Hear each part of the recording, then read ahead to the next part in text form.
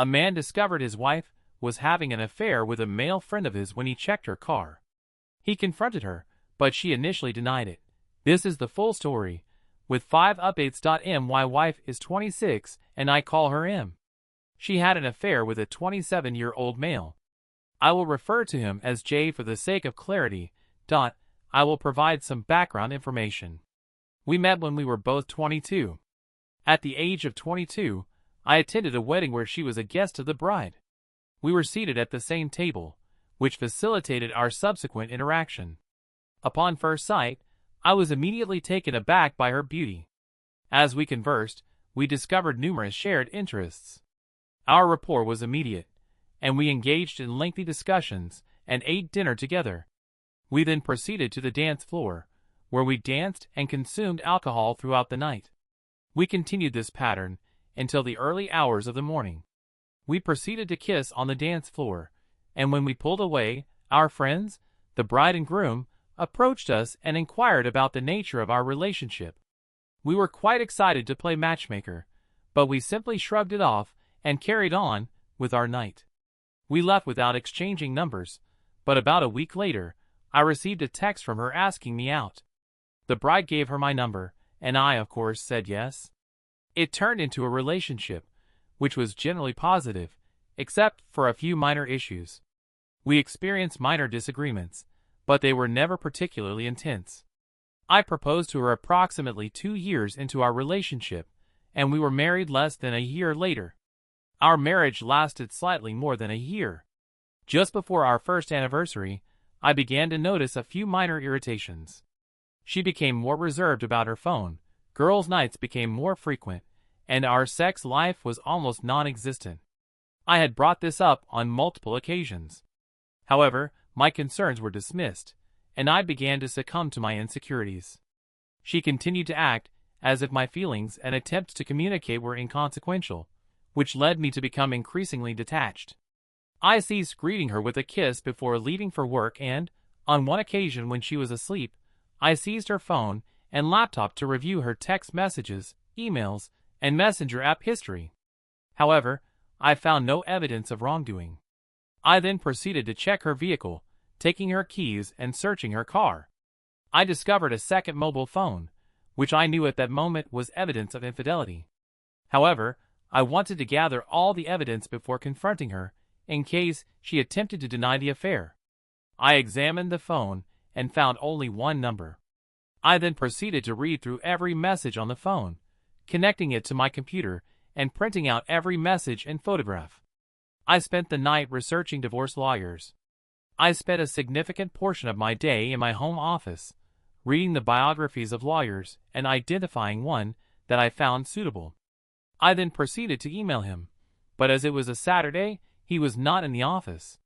I then sought to ascertain the identity of the individual in question, so I retrieved my mobile phone and entered the number that I wished to call, assuming the identity of a Spectrum customer. However, the contact details of the individual in question appeared on my phone, prompting me to become enraged. I was verbally abusive and profane in my office, and my wife opened the door to check on me. When she saw me, I told her to leave. She closed the door and went to our room. I had never cursed at my wife or raised my voice above a normal volume all day. I never left my office. I was just silently raging, just glaring at the wall. I called one of my friends from the wedding and told him I needed to go for a drink.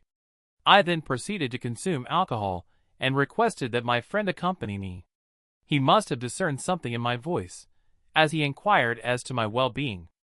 I informed him that I was not in a state of optimal mental health and that I required alcohol to cope with the situation. Without further ado, I collected all the printed materials and left for the bar. Upon my arrival, I ordered 4 shots of Jack Daniels and a beer. As I was about to take my final shot, my friend called him. T arrived and inquired about the situation. I provided him with a detailed account of the infidelity, which he initially seemed to accept. I expressed my sympathy and inquired as to whether he wished to know with whom. I informed him that it was Jay. He became visibly irritated, as he was the one who had introduced me to Jay. He merely repeated the phrase, "I'm sorry," over and over. Jay and I had never been particularly close. We would not ask one another to hang out, but if we saw each other at a gathering, we were friendly. I advised T not to mention this to anyone, as I had just discovered it, and had not yet informed anyone. I have not yet spoken to him, or consulted with a lawyer. I requested that he not inform his wife of the situation and, should she inquire about my well-being, to simply state that I am experiencing difficulties at work. He agreed to this, and we engaged in conversation for the majority of the evening. I then called an Uber and returned home at approximately 3 a.m. It was the first time I had accessed my phone since I had called T, and I discovered a multitude of missed calls and text messages from him. These messages inquired about my whereabouts and my anticipated return home time. Upon returning home, I found my wife asleep on the couch. I simply walked upstairs to our bedroom and went to sleep.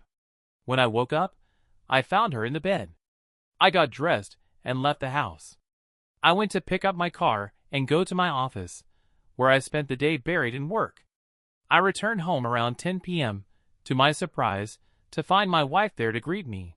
She informed me that she had prepared dinner for me. She asked if I wanted her to heat it. I informed her that I was not interested and retired to bed. She followed shortly thereafter, inquiring about my recent state of mind. I informed her that I wished to be left alone and that I was attempting to rest. She persisted, and I eventually lost my patience, shouting at her to cease her harassment and leave me alone.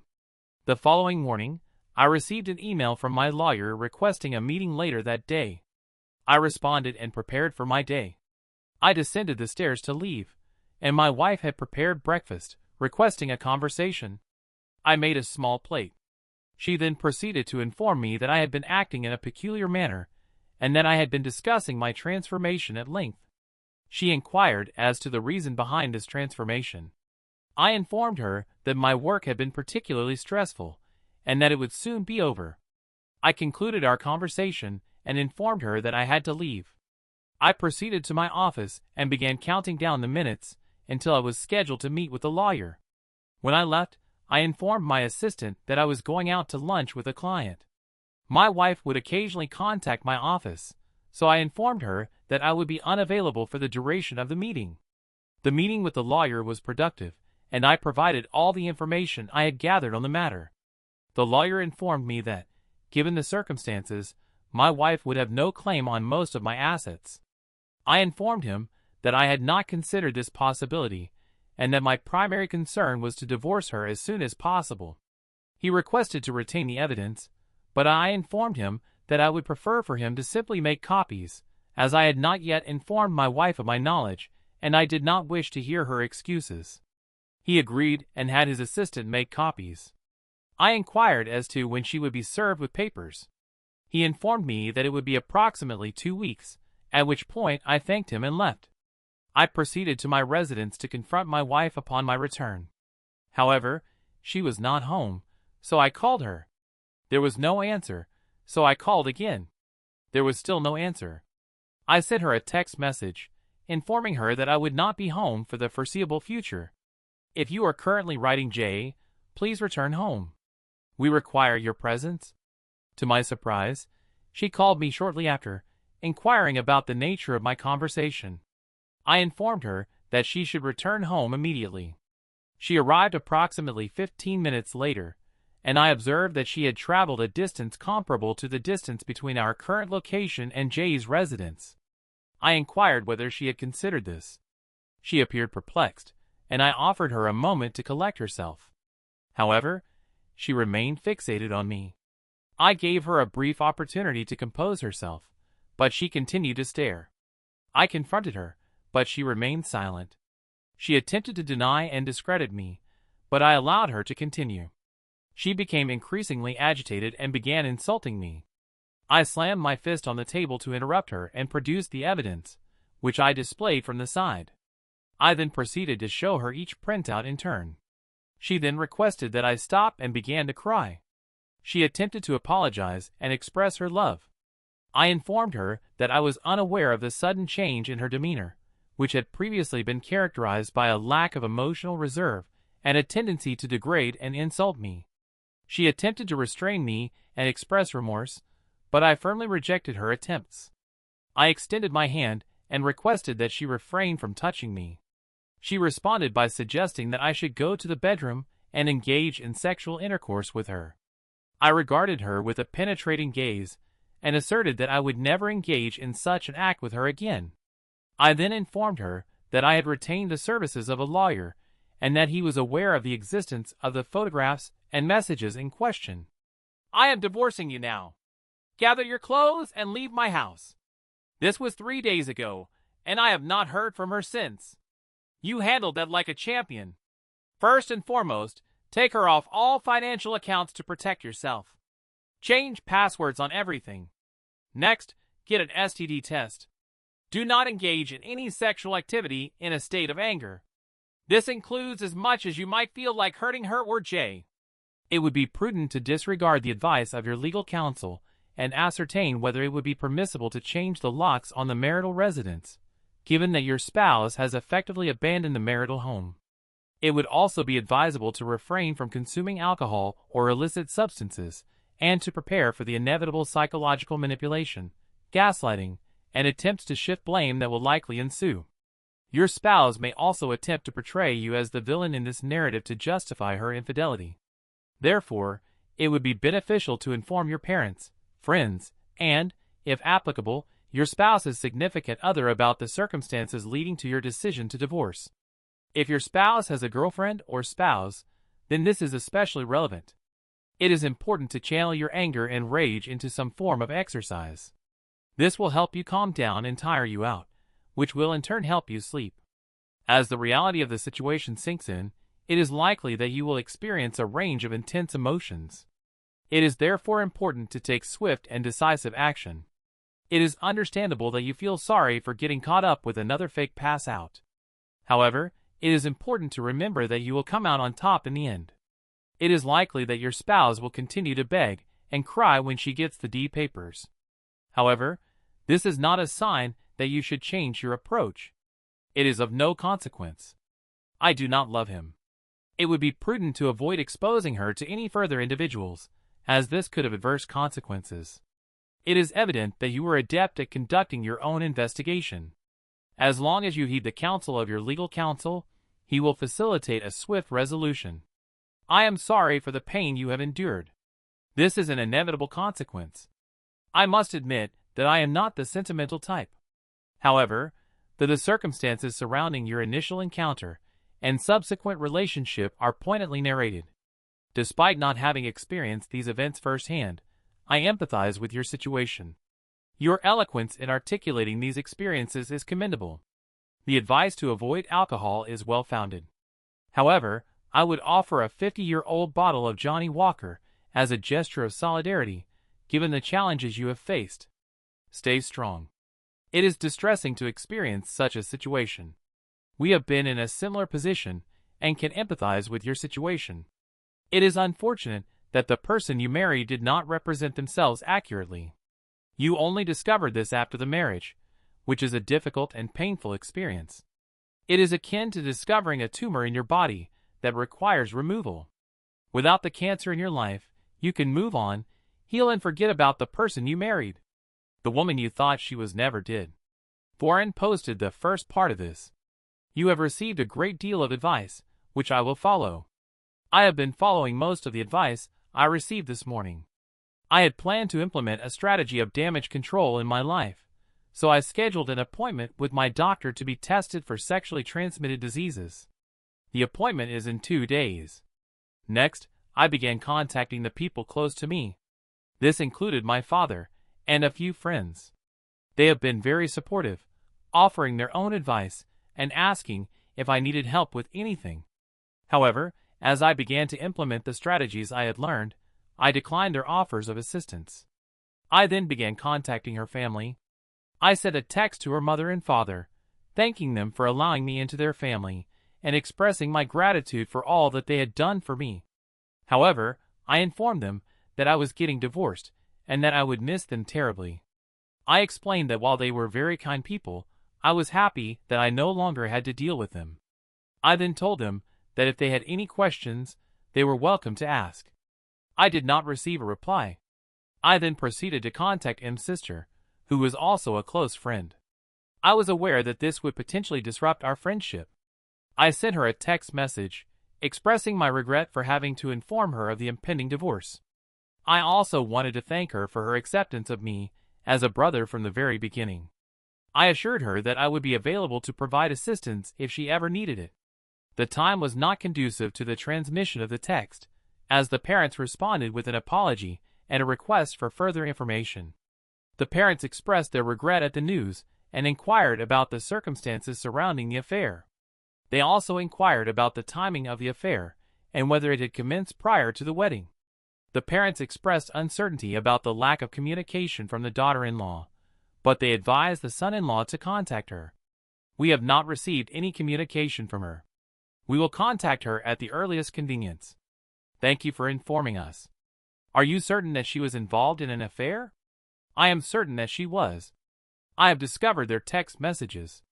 We are deeply sorry that she did that. Please try to contact her as soon as possible. After dealing with her family, I moved on to Jay's fiancée. I cannot recall if I informed you that he is engaged. It was brought up in the first part. Some of the comments suggested that this would be a challenging situation, with the assumption that M and J would have devised a complex plan. However, it is possible that M did not inform him, or that they lacked the capacity to devise a plan. I sent her a text at approximately 2 p.m. and asked if we could meet for coffee. She agreed and told me to meet her at a coffee shop across from her workplace at 2:30. I arrived first and ordered my coffee, which I found to be quite unpleasant. After a few minutes, she arrived and ordered hers. She then approached me, and we sat down to discuss the matter. I informed her that there was no easy way to say what I was about to tell her, so I would simply have to be direct. I informed her that Jay had been cheating on her with my wife for over a year. She was visibly shocked by this revelation. I then informed her that I had only discovered this a few days ago. I acknowledged that I should have informed her sooner. However, I had initiated the divorce proceedings in order to address my own emotional distress. She inquired about the manner in which I had obtained this information. I informed her of the details outlined in my previous post. I then requested that she review the evidence I had gathered, which I presented in the form of a binder. She took the binder and began to peruse the messages and images contained within it. She began to sob silently. I informed her that she was welcome to retain the binder and make copies for her own use, should she wish to confront Jay with it or utilize it in that regard. She thanked me and stood up, taking the binder. I informed her that if she needed anything from me, she should let me know. She nodded her head and walked out, looking very defeated. I am aware that you have advised me to remain sober, maintain a level head, and so forth. However, my world has just come crashing down around me. I am going to take this week to sit on my back porch, drink, smoke cigars, and listen to Blair music. After this week, I will stop feeling sorry for myself. In terms of my own situation, I intend to resume my usual routine with a more positive outlook. I have already packed up the majority of her belongings, including clothes, jewelry, and other personal items. I also included our wedding book and photographs of her in the boxes, in case she decides to retrieve her belongings at a later date. Regarding her return, I do not want her to remain in my home for an extended period. I have taken steps to ensure that her belongings are not damaged, with the exception of a few picture frames. Currently, there are no visible signs of damage. In addition, I informed my colleagues that I needed to attend a medical appointment. My lawyer is currently engaged in efforts to extricate me from this untenable situation. 90% of her belongings have been placed in boxes. I am uncertain as to the remaining items. Should she remain out of my life, this divorce may be the smoothest in my experience. I have been enjoying a period of introspection and self-indulgence, including alcohol consumption. This is the first instance of sobriety since I learned of the situation. It is challenging to convey the depth of my emotions in words. I would describe my current state as numb, as I previously informed you all. I informed everyone of the situation, and the only individual who did not respond was M's sister, with whom I had a close relationship. On the night in question, I wrote the aforementioned update. I then proceeded to continue my drinking binge after posting it, falling asleep on my back patio with a bottle and several beer cans surrounding me. I awoke to the smell of breakfast being cooked. My initial reaction was I was filled with disbelief when I realized that they had returned with the intention of making up for their actions. I was on the verge of a rage, ready to engage in a heated confrontation. However, to my surprise, it was M's sister, whom I will refer to as W, who called to inform me of her arrival. I stood there for a moment, attempting to calm myself. When W saw that I was awake, she rushed to me and embraced me. She did not utter a word, but simply took my hand and led me to the table. She then led me to the table and placed a plate in front of me as I ate. She expressed her regret for the events that transpired during the winter.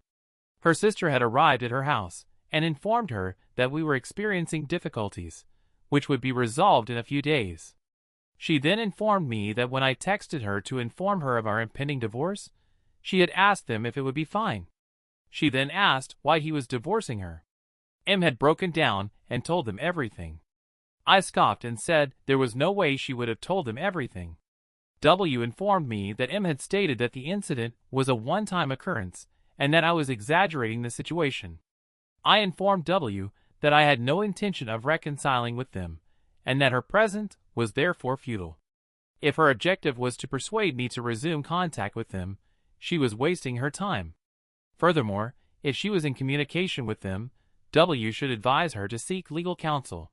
W laughed and stated that she was not there to support her sister but to speak with me.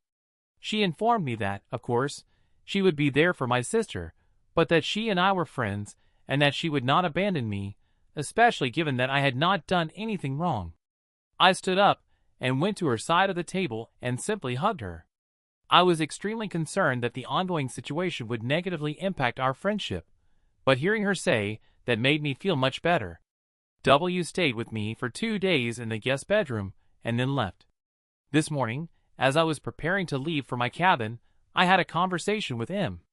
I informed her that I could not be touched. I was gathering my hunting and fishing equipment. She asked if she could join me, but I told her that, although I would have liked for her to come, she should probably go and check in on her sister. She agreed, hugged me, and left. I am truly grateful to W for being there for me. Before any of you say that she is interested in me, I want to make it clear that she is not. She is also 2 years old. Furthermore, I consider that the age difference is too great for a romantic relationship. Our friendship is, however, very rewarding. I should also mention that I have recently consulted a doctor and undergone a medical examination. The results of these tests are expected to be available on Monday. I have also contacted Jay's fiancée on several occasions to ascertain her well-being. She has informed me that she is fine and that she is unsure of how to proceed. I have suggested that she might wish to meet with me at any time next week so that she can express her feelings. I am happy to listen to any of her concerns. To those who are currently experiencing a similar situation, I can only advise you to remain calm and focus on your long-term goals. If you have decided to divorce, or if you wish to reconcile, it is important to set clear objectives and to communicate them to those close to you. It is also advisable to avoid discussing your situation on the internet, as this can cause distress to others. It is also important to set aside time to express your feelings, even if this is difficult. I have previously discussed the situation with W, who came to my house for a few days and then left when I was leaving to go hunting at my cabin. I was fortunate to obtain a buck, a particularly large 8-pointed deer, on my first day in the area. This was a welcome occurrence, as it allowed me the remainder of my time to pursue fishing. I only caught 2 deer, but they were of a respectable size, so I prepared one for dinner and butchered the other. I spent the remainder of my stay at the cabin cleaning and enjoying the natural surroundings. I abstained from alcohol for the duration of my trip, as I had promised. In the preceding week, I received a telephone call from my general medical practitioner, who informed me that I was now free of all substances. This was not entirely unexpected, given that my partner and I had not engaged in sexual intercourse for several months. Nevertheless, it was encouraging to receive confirmation of this positive change. I contacted the fiancé of my colleague J, but did not receive a reply for some time. Eventually, she responded, stating that she was currently staying with her family. She did not provide any further details, but I assumed that things were not going well. Given that she is staying with her family, it may be assumed that the situation is not going well. However, she is at least in a safe environment with the support of her family. I informed her that if she required any assistance, she should not hesitate to contact me. She requested a meeting the following day, which I agreed to. We met at the same coffee shop frequented by hipsters, and conversed for approximately 2 hours. The topics discussed included various aspects of her life. She inquired about the steps I was taking in response to the infidelity, specifically whether I was pursuing a divorce or whether there was a possibility of reconciliation. I informed her that, in my view, the decision to cheat was final, and that the level of selfishness and disrespect involved was unacceptable, particularly given the duration of the affair. It was evident that she no longer held the same feelings for me. I then asked her to clarify her future plans. She replied that she was uncertain about her next steps, and that she felt misled by the situation, as she had believed certain truths to be true but later discovered them to be untrue. I advised her to consider her options carefully, and to take the time to reflect on whether she should move on from the relationship or forgive her partner. I informed her that if she were to forgive someone for cheating on her for such an extended period, it would require a particularly high level of forgiveness. She informed me that her family was urging her to forgive her partner and move on to pursue marriage. I advised her that I would be frank with her and stated that just because it is what her family wants does not mean she should necessarily comply. I then stated that Jay evidently does not value the institution of marriage and its associated traditions. He had cheated on you, his fiancée, with my wife. This behavior demonstrates that he is not suited to the role of a married man. I advised her to make decisions based on her own conscience and not to allow external influences to dictate her actions. When I discovered the truth, I was unable to comprehend how I could accept it. I advised her to forgive her, but I was unable to do so. I also informed her that I had already made my decision and that no one could change my mind. I believe that when he went to stay with your family, you had a fairly good idea of what you were going to do, but you allowed too many people to influence your decision. I concluded by telling her that she should follow her gut, as her brain and heart will often deceive her. However, if her intuition suggests something is amiss, it is likely to be correct. She thanked me, and we parted ways, with the understanding that we would meet again the following day. I received a message from my lawyer stating that she had been served at work. I expressed my gratitude to him for his efforts, particularly given the time constraints he had managed to meet. Not long after, W called to inform me that my wife had not left her room all day and was in tears. I informed her that she had been served and that she was likely to be aware of the gravity of her actions. W inquired about the cabin and whether I had obtained any information. I provided a detailed account of my activities and how my time at the cabin had been spent. We engaged in a brief conversation and then terminated the call. In anticipation of my wife's potential outburst, I prepared myself at my residence. I reasoned that if she were to explode, it would likely be soon, given that she had been served. Consequently, I am now awaiting her reaction with patience and a sense of foreboding. I have taken Advil to mitigate the discomfort. I am currently awaiting the onset of a painful sensation that I anticipate will be quite unpleasant. I informed my friend of this, and he concurred that if M arrived, he would hasten to my side as a witness in case the worst occurred. At this moment, I am composing a written account, biding my time until Hurricane Him arrives to devastate my domicile. Should she materialize, I shall issue another update. Prior to my wife being served, I had informed a friend of the impending event and requested that he remain on standby in case she came to my residence. I requested that he be present as a witness at a later point in the day. My lawyer informed me that my wife had been served at her place of employment and that she was subsequently present at my residence. I contacted my friend as soon as I heard her, and I also contacted W and informed her that she should come to my residence because her sister was present and causing a disturbance. Shortly after I ended the call, my friend arrived and began recording my wife's outburst from his vehicle. He had brought his wife for some reason, and she exited the vehicle to engage in a physical altercation with my wife. My wife was attempting to calm her down, but she turned around and slapped her, telling her to stay out of her business. My wife then proceeded to hit him, at which point he stopped recording and called the police. It took approximately 10 minutes for them to arrive, and when they did, my wife suddenly changed her demeanor and began accusing me of abusing her. The police officer permitted me to retrieve my mobile phone and view the footage, which revealed that the woman's account was entirely false. She began to express her displeasure once more, and the police officer arrested her and conducted a breathalyzer test as they transported her to their vehicle. My wife approached the police officer and asked what was happening. She then stood next to me. When the police officer presented the paperwork and apologized to me for jumping to conclusions, I informed him that I understood the situation. The incident was not a significant one, and we proceeded to enter the premises. W remained behind to obtain a full account from the individual in question, and subsequently joined me. She requested to remain overnight at the jail, as her partner would be required to do so. W had already departed by the time I awoke. I have not heard from him since that night, but my lawyer was contacted by his, informing him that he would be representing him. This was the first communication I had received from him since the incident. I also reached out to Jay's fiancée to ascertain whether she had any updates regarding the situation. We only exchanged text messages. I engaged in a series of back-and-forth communications with her, during which she informed me that she had evicted him from her residence and had her father and brother pack up all his belongings and deliver them to his house. She stated that her father and brother had expressed a desire to physically assault him, but that she had intervened and requested that they refrain from doing so. She expressed her desire to move on from this incident and put it behind her. She expressed her gratitude for my efforts to check on her and informed me that her close friends were there for her when she needed them.